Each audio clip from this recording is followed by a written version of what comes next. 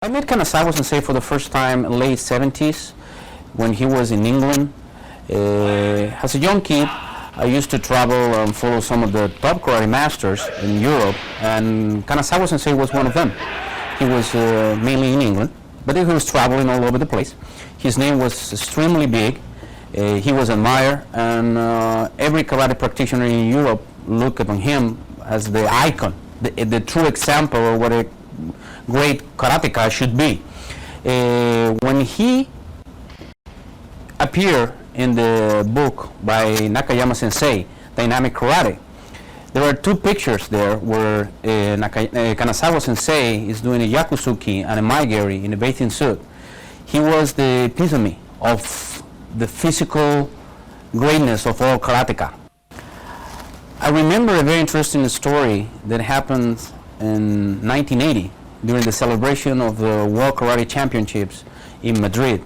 And Kanazawa Sensei was one of the referees for the event. The event took 4 days, Thursday, Friday, Saturday, and Sunday. And I was in the organization staff, and actually I was in charge of one of the tatamis. My place was very close to all the referees. One side was only for referees, and the other side, it was for competitors. So, of course, I introduced myself to Kanazawa Sensei respectfully. I wanted to shake his hand. I wanted to talk to him. And I remember we were talking, and he started to call me the referee. And he called me referee throughout all the tournament, even if he was not a referee. And I remember that I was asking him, Sensei, what I should do in order to be a great karateka like you. I would really like to follow your steps, even if my style has always been Shitoryu, no Shotokan, but Kanazawa was above any style.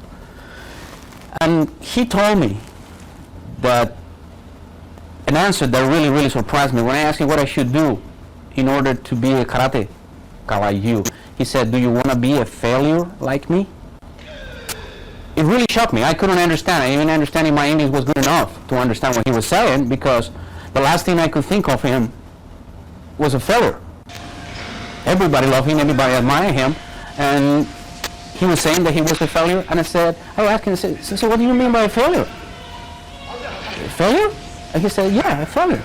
And he gave me 3 days until the end of the tournament to think about it. So Friday, Saturday, and Sunday, he used to come around and just put his arm around me and say, referee, do you have the answer for that? So he was walking with me for 3 days, and then we had a great conversation on Sunday after the tournament finished, after the World Championship finished, which I have to be honest, it helped me through my life. He told me that life is just an extension of what karate is. In karate, we should try to find a balance between Kihon, Kata, and Kumite. If we are very good at Kumite, but our Kata or Kihon are not good, there is something lacking. There's no balance in our karate.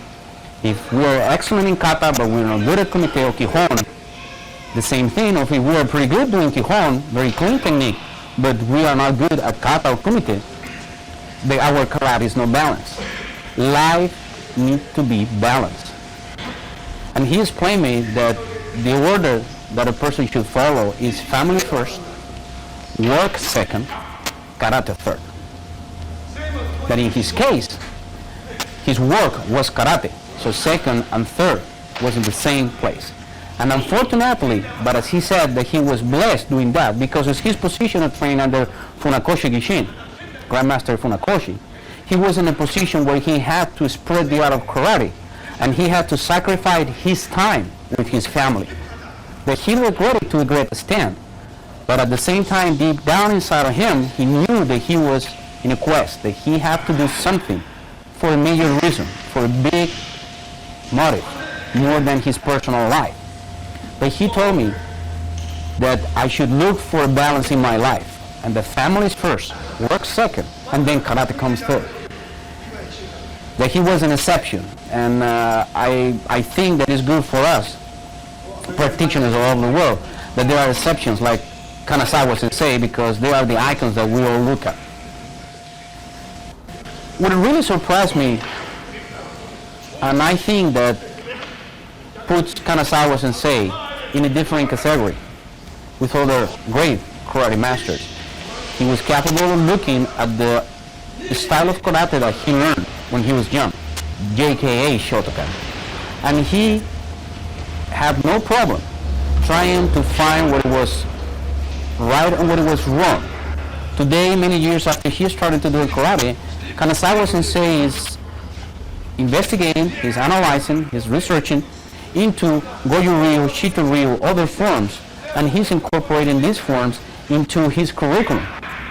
These bring a balance between the strong side of the JK Shotokan that he learned and the more natural way of doing kata, maybe from Nahate, maybe from Shito-ryu, or maybe from Okinawa, as he described, for the body. The body changed. I remember a conversation with him in some of the interviews that I had. He told me that the body changed and your karate has to change as your body changes. There's no way around it. You cannot be practicing when you're 45 the same way, the same method of training. You cannot do it when you are 20 or when you are 45 or 50 years old. You have to change because your body changed. And I really admire, I give a lot of credit to Kanazawa Sensei for doing that because he had no problem. He was not afraid of letting this idea come out, even if he was criticized by other top Shotokan people around the world, maybe because they thought, they interpreted his words like something derogative or negative for the Shotokan art.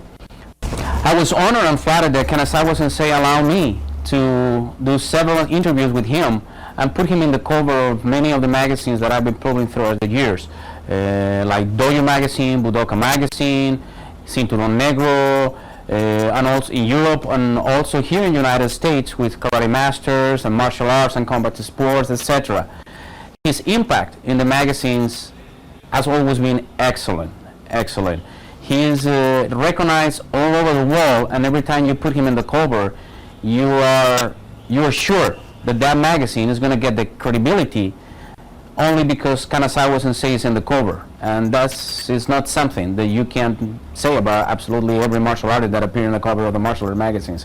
Interestingly enough, a lot of people have compared Kanazawa Sensei with Bruce Lee. I know they met in the early 70s, briefly in Hong Kong, and both of them exemplify the physique of a great martial artist.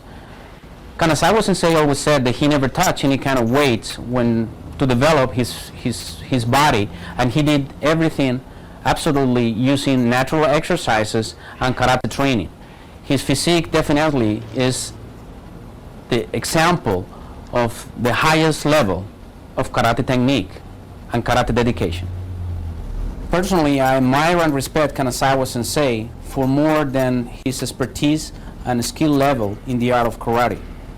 For more than 30 years, I had the opportunity of interviewing karate masters, kung fu masters, and any other martial art masters around the world. And one of the things that always surprised me is how Kanazawa Sensei has balanced not only the art and the practice of karate, but also other important qualities as a human being. This is what really brings respect from karatekas from all over the world, because Kanazawa Sensei is not only about karate, it's about life. One of the things we did, we then asked him, we said, Sensei Kanazawa, can you explain to us some of the... And he would sit everybody down and take his top off, and then he began to show muscle technique and muscle control, and he had fabulous muscle control. He could show groups of muscles as he did a technique. He could just show them, and he could just find out. He had a wonderful sculptured body. His technique was fine. Wonderful, tremendous athlete. And also, Sensei Kanazawa was very open-minded to other martial arts. He had trained, he had been in Okinawa, he had studied, he had studied Tai Chi for many, many years. He looked at many other systems, including some karate. So he was very broad-minded in his approach to teaching.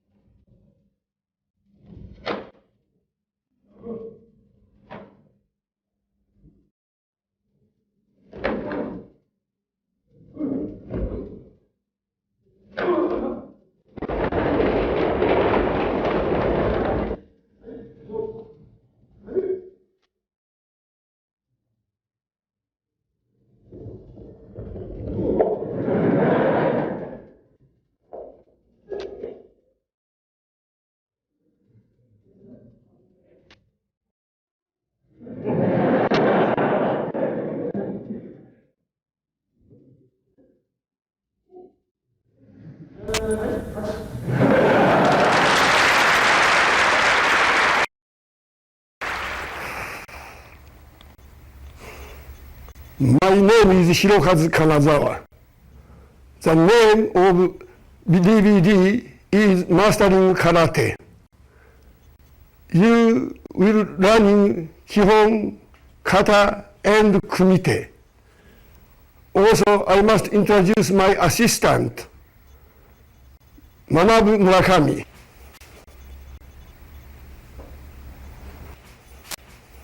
Nobuaki Kanazawa.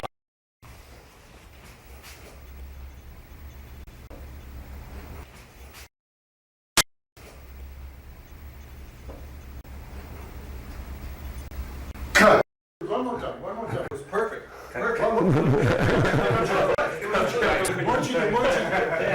Logicality. Rolling and action.